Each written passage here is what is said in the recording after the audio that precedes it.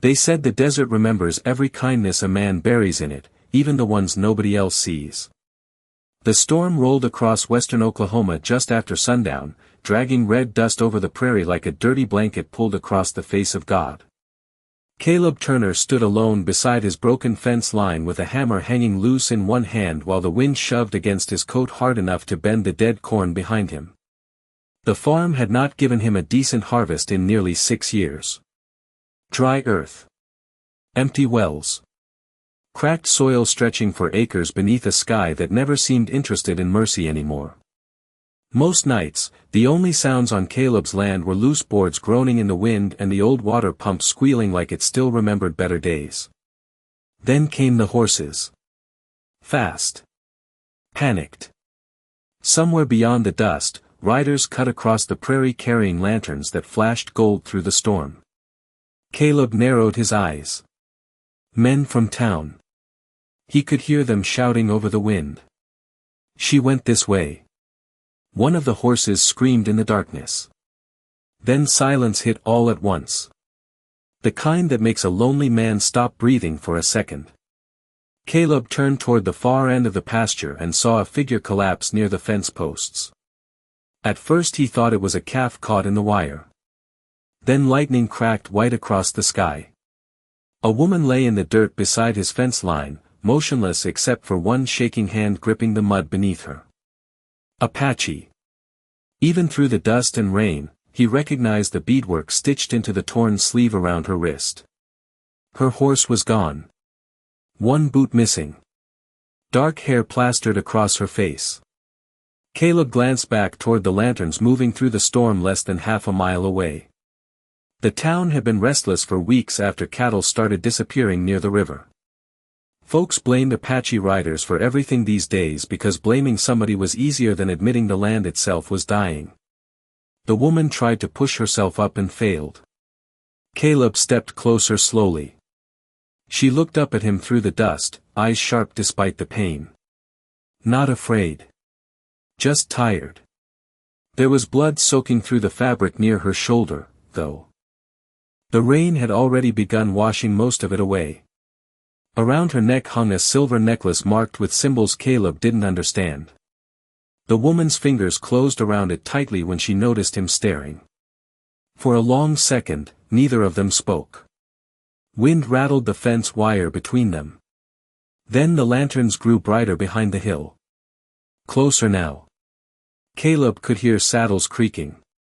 Men calling to each other. The woman whispered something too low for him to catch before trying once more to stand. She nearly collapsed again. Caleb looked toward the riders. Then back at her. The old barn sat 50 yards away behind him, dark and hidden beneath the storm. He should have walked away.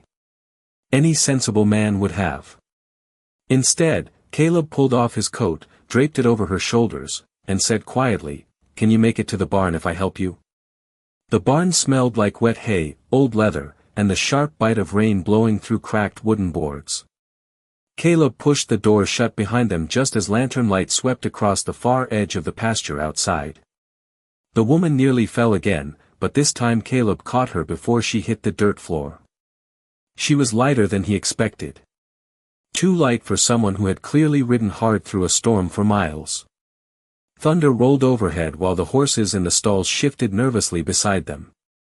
Caleb guided her toward an old worktable near the wall where a kerosene lamp burned low and weak. The woman sat without a word, breathing slowly through pain while rainwater dripped from the ends of her dark hair onto the floorboards beneath her boots. Caleb grabbed a clean rag from a shelf and poured water from a tin kettle into a basin. His hands moved carefully, though it had been years since he had cared for another living soul besides his horse. "You alone?" he asked quietly. The woman looked at him for a moment before answering. "Tonight, yes." Her voice carried exhaustion more than fear. Caleb noticed dust lines across her face where tears or sweat had cut through the dirt during the ride. Outside, voices drifted closer through the storm. Men calling to each other. One of them laughed. Caleb froze near the basin. The woman heard it too. Her fingers tightened around the silver necklace hanging at her throat. Strange symbols had been carved into the metal, worn smooth with age. Caleb had never seen markings like that before. Then came the sound of hoofbeats approaching the barn. Slow now. Searching. Caleb lowered the lantern flame immediately until shadows swallowed most of the room. The woman reached for something beneath her coat before stopping herself halfway. Caleb noticed the motion. Not fear. Habit. Like somebody who had learned long ago never to trust silence. You should leave, she whispered. If they find me here, they will blame you. Caleb stared at the storm slipping through the gaps in the barn walls. Funny thing was, the town already blamed him for nearly everything these days. Crops failed. Caleb's land poisoned the creek somehow. Cattle vanished. Caleb probably saw something and said nothing. Men like him became easy targets once they stopped attending church socials and town suppers. Once they stopped smiling back. The hoofbeats stopped directly outside the barn doors. Caleb could hear saddle leather creak in the rain. A fist slammed twice against the wood. Turner, a voice shouted. Sheriff Boone. You seen anybody ride through here? Caleb did not answer immediately. His eyes drifted toward the woman sitting silently in the dark beside the weak lantern glow. Water dripped steadily from the edge of her sleeve onto the floor. One drop at a time. Somewhere deep in Caleb's chest, an old memory stirred. His little boy burning with fever years ago while neighbors stayed away, afraid sickness might reach their own homes if they crossed his doorway. Caleb swallowed hard.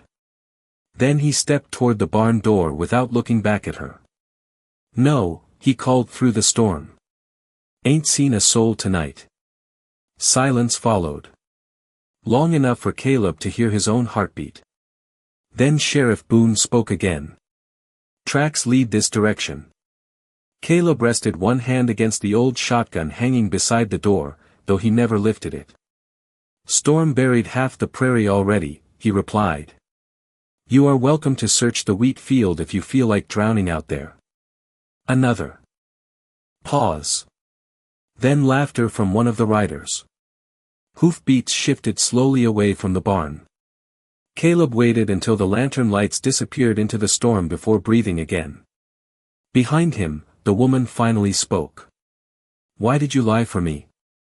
Caleb stared into the darkness where the riders had vanished. Because once, he said softly, nobody lied for my family. The storm finally drifted east sometime after midnight, leaving the prairie soaked and strangely quiet beneath a sky full of cold stars. Caleb sat on an overturned bucket near the barn wall while the kerosene lamp hissed softly beside him. Across the room, the Apache woman leaned against folded horse blankets with her injured shoulder wrapped in clean cloth torn from one of Caleb's old shirts. Neither of them had spoken much since the riders disappeared. The silence between strangers can feel dangerous at first. Then after enough hours, it starts feeling honest. Caleb poured black coffee into a tin cup and slid it carefully across the floor toward her. Steam curled upward into the dim light. The woman stared at the cup for a second before taking it. Nita, she said quietly. Caleb nodded once. Caleb Turner. She drank slowly, both hands around the warm metal as if she had not felt heat in days. Outside, water dripped steadily from the roof edges into muddy puddles below. The smell of wet dirt drifted through the cracks in the barn walls. Caleb had almost forgotten what rain smelled like after so many dry seasons. Nita studied him over the rim of the cup. You live alone. Caleb rubbed one rough hand across his jaw before answering. Long enough now. She did not ask what happened. Maybe she saw the answer already hanging around the place like old smoke. A child's broken wooden horse sat forgotten on a shelf near the lantern. Dust covered everything except the small carved toy. Caleb noticed her looking at it and immediately turned away. Some griefs stay alive by remaining unspoken. Nita lowered the cup carefully onto the floor beside her boot. Men hunting me, she said. They think Apache took cattle. Caleb gave a tired half-smile without humor. Town thinks Apache took the rain too. For the first time since arriving, something close to amusement flickered briefly across her face. Small. Gone almost immediately. But Caleb noticed it. Wind moved softly through the barn now, rattling loose chains hanging beside the stalls. Somewhere nearby, one of the horses snorted in its sleep. Nita reached beneath her coat and slowly removed the silver necklace from around her neck. Up close, Caleb could see the markings clearer now. Tiny symbols carved deep into worn silver circles joined together by faded leather cord. Not decoration. Something older. Something important. My father gave this to me before he died, she said softly. Caleb leaned closer without touching it. What does it mean? Nita traced one finger carefully across the symbols. It shows where the earth still remembers water. Caleb frowned slightly. Water? She nodded toward the darkness outside the barn walls. This land was alive once. Caleb almost laughed hearing that. Alive. There had been months when his fields looked more like cracked pottery than farmland. The creek near town had shrunk so low children could walk across it without wetting their knees. Banks were foreclosing farms all across the county. Folks prayed for rain every Sunday while secretly packing wagons on Monday. Nita looked toward the barn doors as though she could see through them into the prairie beyond. There are places beneath the ground where water still moves, she whispered. Most people stopped listening to the land a long time ago. Caleb stared at her quietly. Outside, the clouds finally parted enough for moonlight to spill silver across the wet pasture. Then Nita suddenly stiffened. Her eyes locked toward the house beyond the barn. Caleb heard it too a second later. Footsteps. Slow. Heavy. Crunching through wet gravel near the porch. Caleb blew out the lantern so fast the barn dropped into darkness before the footsteps even reached the porch. Moonlight slipped through the wooden cracks in thin silver lines while both of them stood perfectly still listening to the sound outside. Slow boots crossing wet gravel. Not the hurried steps of riders searching fields. These steps carried purpose. Caleb moved toward the barn. Doors carefully, every board beneath his boots creaking loud enough to make him wince. Behind him, Nita remained silent near the horse stalls, one hand resting lightly against the injured shoulder beneath Caleb's old shirt. Then came a knock against the front door of the farmhouse. Heavy. Patient. Caleb exhaled quietly. Stay here, he whispered. Nita shook her head once. Your people do not come this late for kindness. Caleb almost answered, but another knock echoed through the rain-soaked night before he turned and stepped out of the barn. Cold air hit his face immediately. The storm had passed, leaving the earth smelling raw and clean beneath the moonlight. Caleb crossed the muddy yard toward the farmhouse porch where a tall figure waited near the door holding a lantern low at his side. Sheriff Boone. Water dripped from the brim of his hat while steam rose faintly from the horse standing behind him. Boone looked tired more than angry. That made him harder to read. You got coffee on? Boone asked finally. Caleb frowned slightly. It is past midnight. That bad for hospitality now? Caleb opened the door without another word. Inside, the farmhouse felt smaller than usual.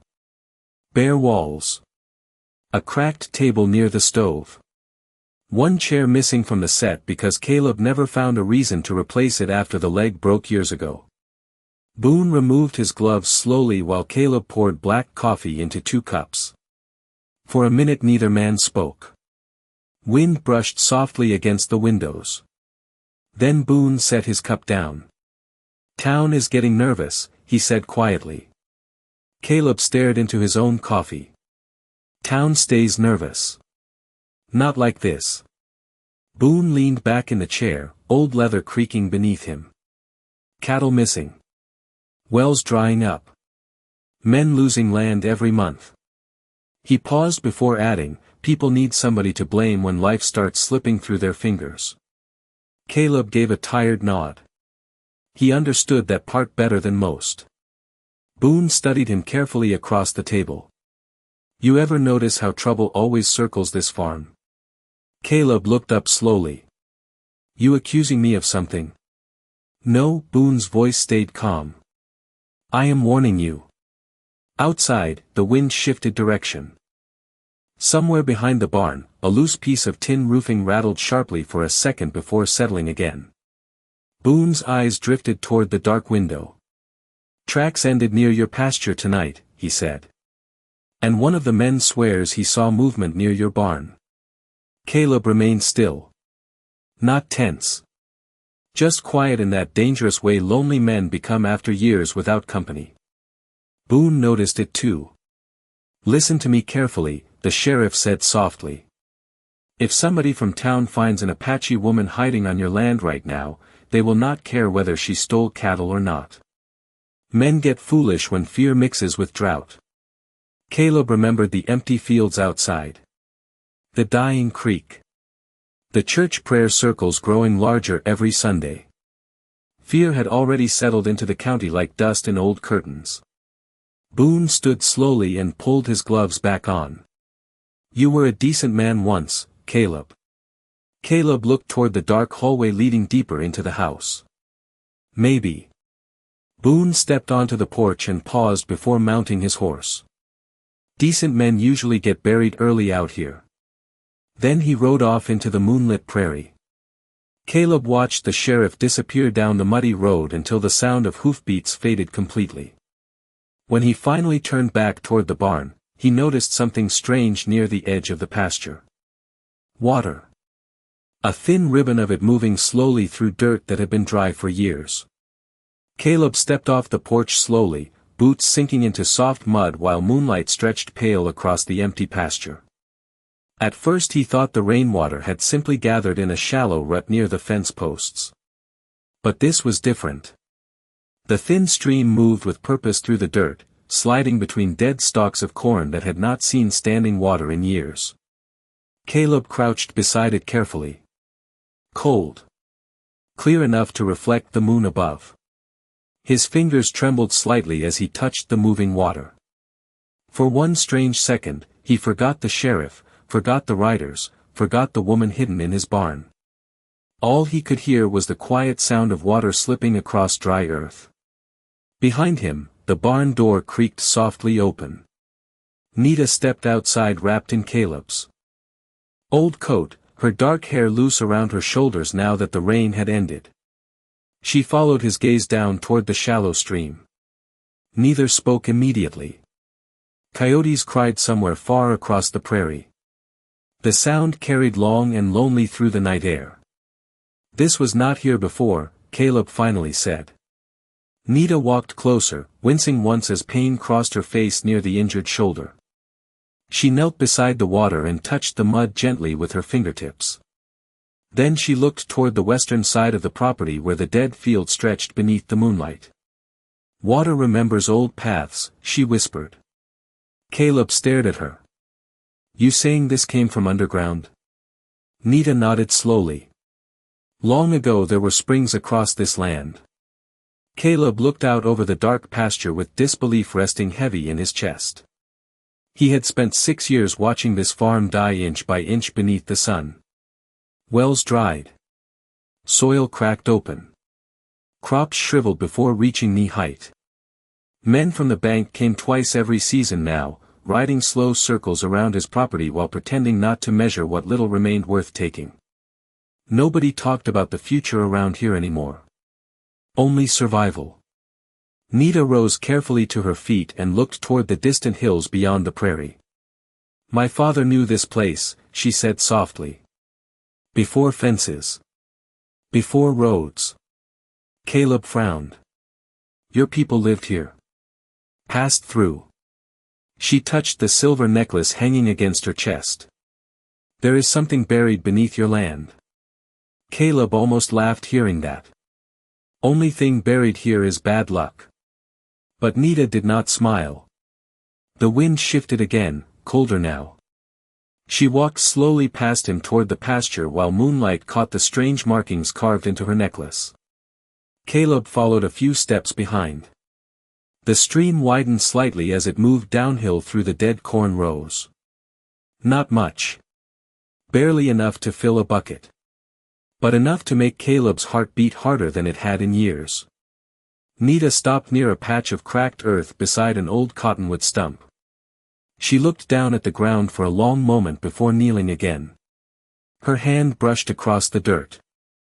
Slowly, almost like she was reading something invisible beneath the surface. "Here," she whispered. Caleb stepped closer. "What is it?" Nita looked up at him, her dark eyes steady in the moonlight. "The land is trying to breathe again." Before Caleb could answer, another sound rolled across the prairie. Not thunder this time. Horses. Several of them. Fast. Lantern light appeared far down the road leading toward the farm. Caleb turned sharply toward the approaching riders while Nita slowly rose beside him. The sheriff had left less than 20 minutes ago. But these men were not riding like lawmen. They were riding like men who already believed they had found what they were hunting. The riders came hard across the prairie, lanterns swinging wildly above pounding hooves while dust and mist rose behind them like smoke. Caleb counted at least 6 men before they even reached the gate. Ranch hands mostly. Men he recognized from town.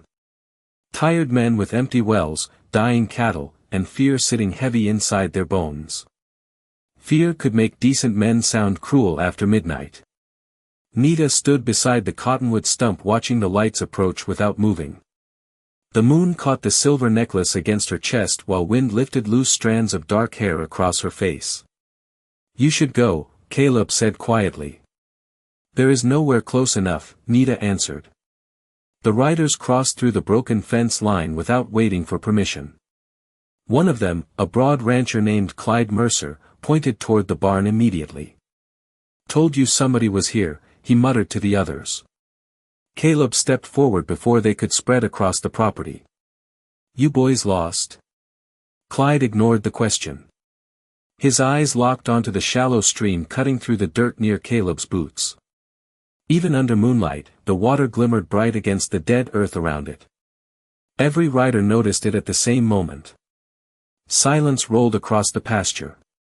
One man slid off his horse slowly and crouched beside the stream like he could not believe what he was seeing. "Sweet Lord," he whispered.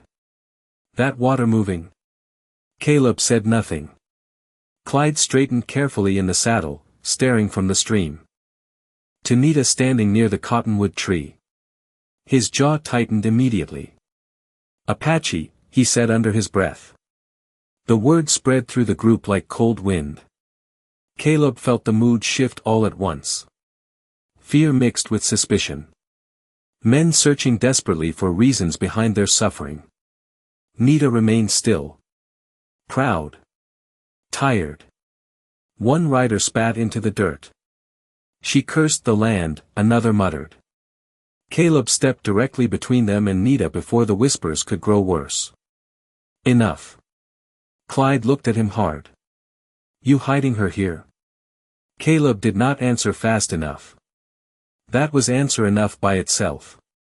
Several riders exchanged uneasy looks beneath the moonlight. "Sheriff said tracks ended near this farm," Clyde said.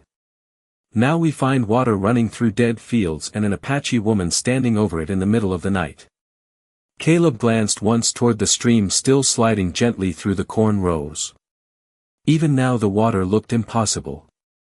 Like the earth itself had cracked open just enough to breathe.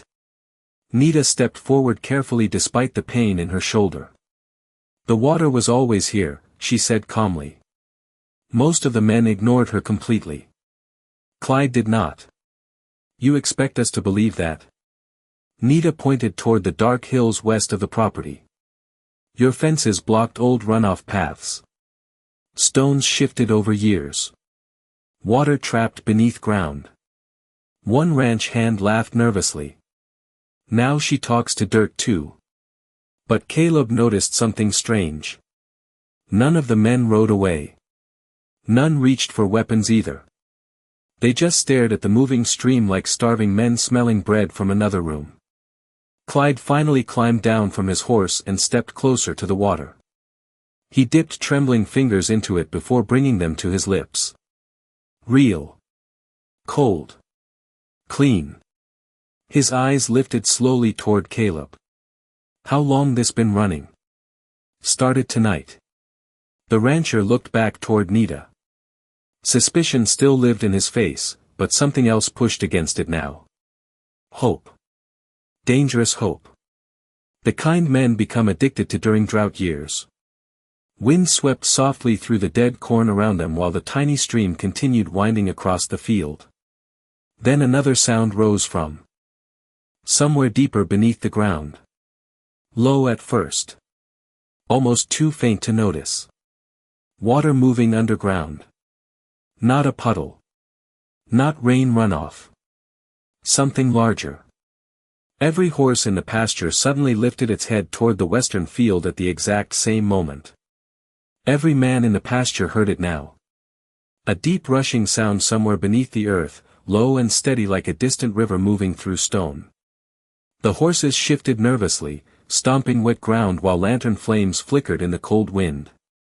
Clyde Mercer turned slowly toward the western field, his face pale beneath the moonlight.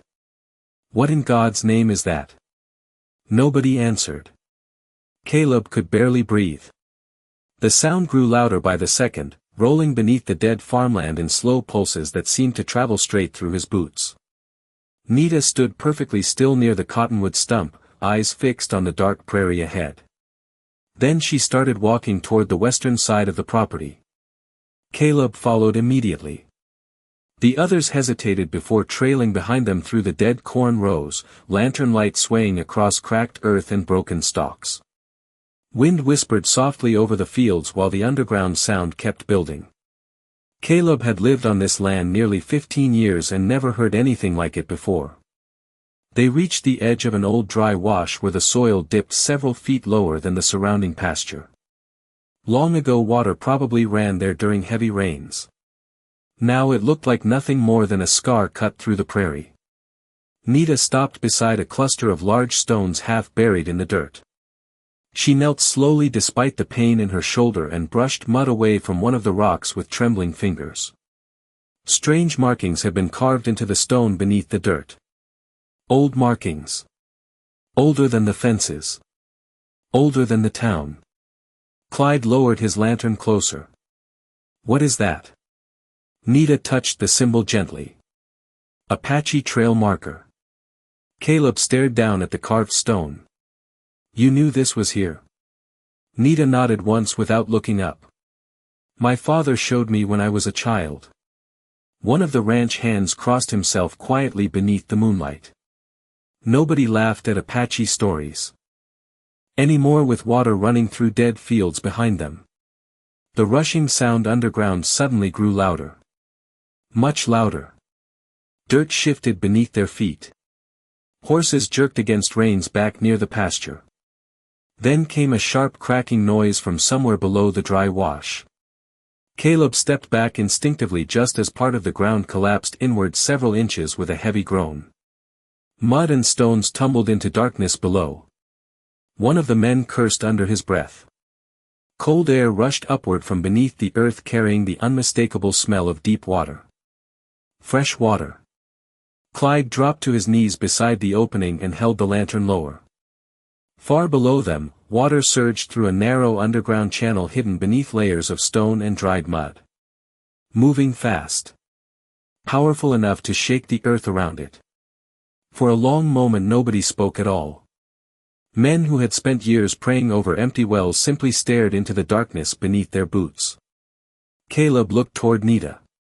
Moonlight caught the silver necklace resting against her chest while wind lifted the edges of Caleb's old coat around her shoulders. The runoff path collapsed years ago, she said quietly. Water trapped underground after rockslide. Clyde looked up slowly. You saying this whole time? Nita nodded toward the field surrounding them. The land was never empty. Only blocked. Caleb felt something twist deep inside his chest hearing those words. All these years blaming the sky. Blaming drought. Blaming fate. Meanwhile, water had been trapped beneath their feet the entire time, waiting for somebody to remember where to look. Then another lantern appeared near the road leading into the property. Sheriff Boone rode toward them alone this time, slowing his horse the second he saw the men gathered near the collapsed wash. His eyes drifted from the opening in the earth to the water now spreading wider through Caleb's dead corn rows. Boone removed his hat slowly. Even from 30 feet away, Caleb could see the disbelief written across the sheriff's face. But it was what Boone said next that made every man in the pasture turn silent again. "You boys better come look at the creek," he said quietly. Water started flowing there too. The creek cut through town before sunrise for the first time in nearly 4 years. Men stood along the muddy banks in stunned silence while cold water rushed around old stones beneath the pale morning light. Women carried empty buckets from their porches without speaking. Children ran barefoot beside the creek bed laughing like they had forgotten drought was supposed to feel normal. Caleb rode into town beside Sheriff Boone just after dawn, with Clyde Mercer and the other ranchers following close behind. Nita rode quietly at the back of the group beneath Caleb's old coat, her dark eyes fixed on the flowing water weaving through the center of town. Nobody stared at her the same way now. Not exactly. Fear still lingered in some faces. But confusion had pushed against it.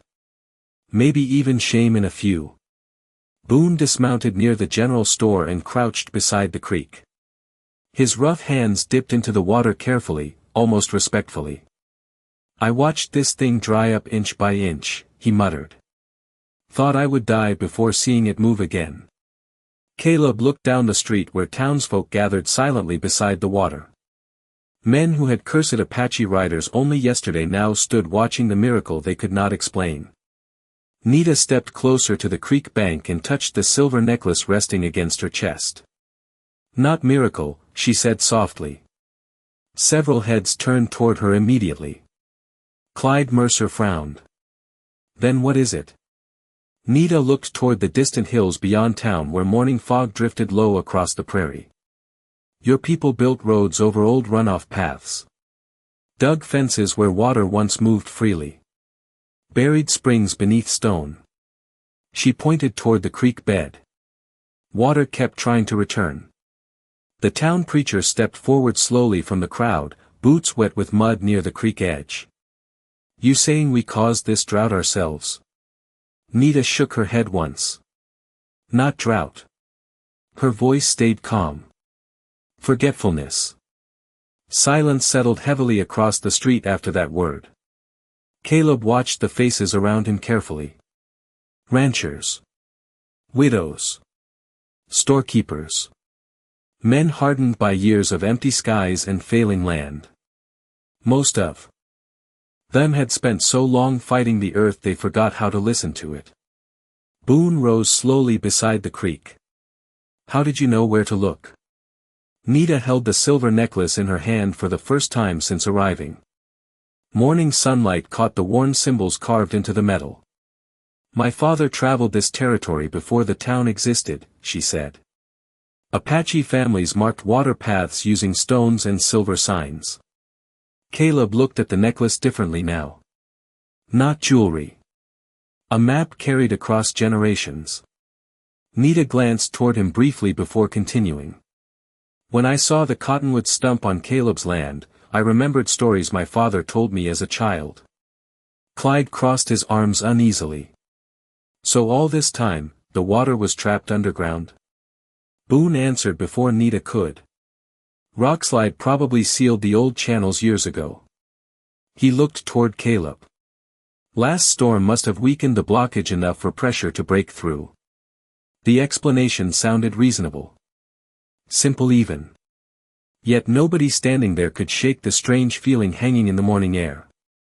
Because the water had not returned everywhere. It returned to the farm of the lonely man who gave shelter to a wounded stranger while everybody else hunted her through the night. Caleb noticed people looking at him differently now too. Not with pity. Not with suspicion. Something quieter. Respect maybe. The kind that arrives slowly in places where survival matters more than words. Then an older ranch woman stepped carefully through the mud carrying 2 empty buckets. She stopped directly in front of Nita, hesitating for one awkward second before speaking. "My grandson drank from this creek this morning," she said softly. "First clean water he has seen in months." Nita simply nodded. The woman lowered her eyes briefly before walking away. Small gesture. Barely noticeable. But Caleb understood what it meant out here. Across the street, church bells suddenly rang through town for the first time since Christmas. The sound drifted softly over the moving water while morning sunlight spread gold across the prairie beyond. And for the first time in years, nobody hurried home to pray for rain. 3 weeks later, green began returning to Caleb Turner's farm. Not everywhere at once. Just small patches at first. Thin blades of grass pushing carefully through soil that had looked dead for years. Then came the corn shoots. Then wildflowers near the creek bed behind the barn. By the end of the month, birds returned to the cottonwood trees at sunrise, singing loud enough to wake Caleb before dawn each morning. He did not mind. Some mornings he simply stood on the porch holding black coffee while mist rolled low across fields that no longer smelled like dust and failure. The water flowing beneath his land had changed more than crops. It changed people. Ranchers stopped arguing at church gatherings long enough to discuss irrigation ditches instead. Men who once rode armed patrols through the prairie now spent afternoons clearing debris from old creek beds with shovels over their shoulders.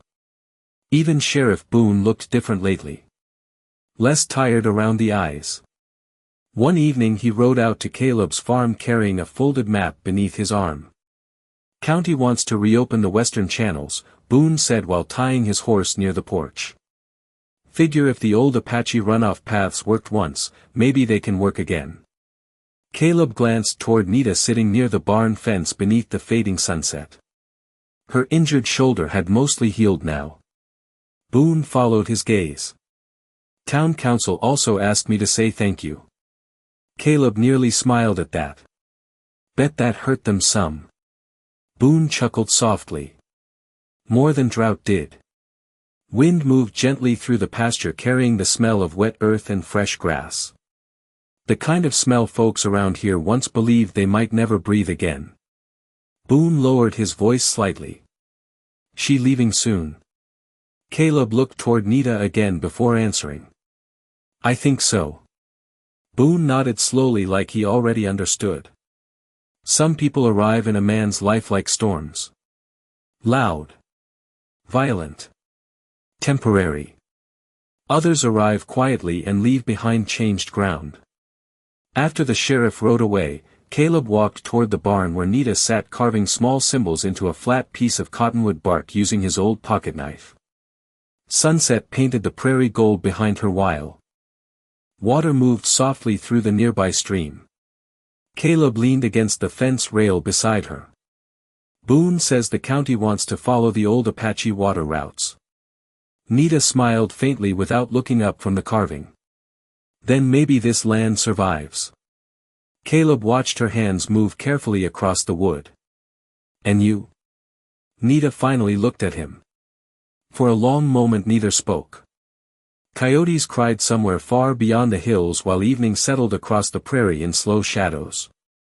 "My people still move north before winter," she said quietly. Caleb nodded once even though something heavy shifted inside his chest hearing the words spoken aloud. Nita reached into the pocket of Caleb's coat folded beside her and removed the silver necklace. She held it out toward him. Caleb frowned slightly. "That belongs to your family." "Now it belongs to the land," she answered. Caleb stared at the worn symbols catching sunset light in her open hand. "I would not know what to do with it." Nita closed his rough fingers gently around the necklace anyway. "You listened when others did not." Wind brushed softly through the corn behind them. Somewhere near the creek, children from town laughed while chasing frogs along the water bank. A sound nobody had heard around here in years. Nita stood slowly beside him and looked west toward the open prairie where evening light stretched endless across the horizon. My father used to say the earth remembers every kindness, she whispered. Caleb looked down at the silver necklace resting in his hand. Then toward the fields breathing green beneath the setting sun. Out here, people spent years believing survival belonged to the strongest men. But the land had answered only after one lonely farmer chose mercy for somebody the rest of the world feared. And maybe that was the quiet truth buried beneath all the dust and silence of the old frontier. Sometimes the earth itself waits for kindness before it decides to live again.